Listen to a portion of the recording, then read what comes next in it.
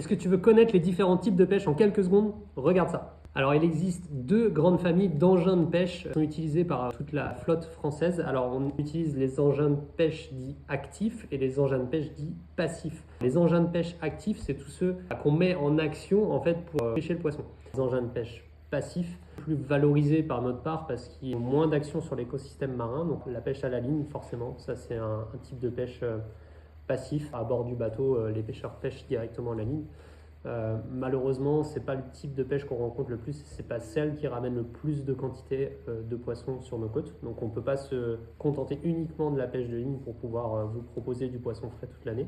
Et en plus, il y a des espèces qui ne peuvent pas quasiment être pêchées à la ligne, comme par exemple les sols. Les sols, ça vit enfoui dans le fond.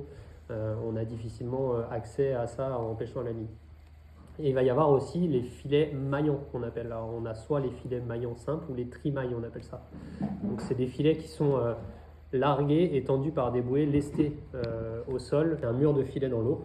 Ce genre de pêche-là, taille des mailles des filets est calculé et travaillé pour ne pas justement capturer soit des espèces qui sont trop petites, hors taille, ou alors des espèces qui sont pas souhaitées. Le dernier mode de pêche passif qui existe, c'est le casier, qui est fait plutôt pour pêcher des crustacés. Donc on dépose un espèce de grand casier piégé dans le fond. Les homards, les crabes, les araignées, voilà, tout ça, ça vient se mettre dedans. L'angre, qui est un dérivé en fait de la pêche de ligne, c'est une grande ligne qui est tendue en fait entre deux bouées. Beaucoup d'hameçons dessus.